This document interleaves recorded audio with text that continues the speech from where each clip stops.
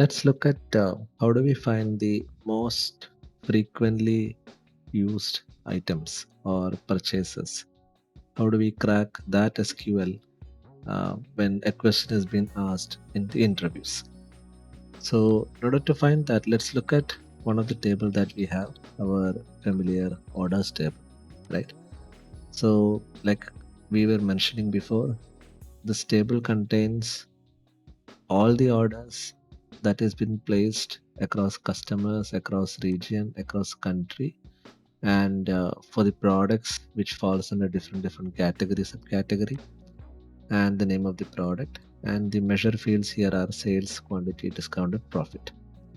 Now let's take one example, right? We want to understand for a business scenario how much or which is the frequent subcategory. For example, there are different subcategories here. Which is the most frequent subcategory against which maximum number of orders have been placed? Okay, so that is our query.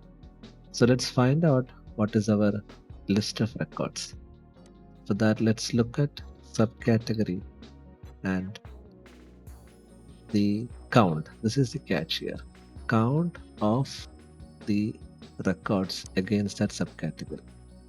So total purchases against that subcategory grouped by subcategory and order by the total purchase here, right? The second column.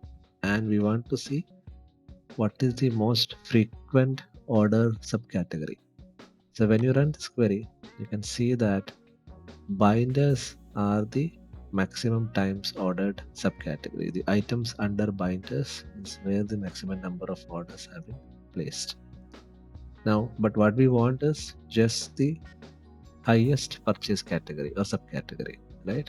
For that, we can limit the number of records to one record. So the catch here is the count is the key to understand the most frequent, and depends upon how many top 10 that you want to see, you can limit the records accordingly.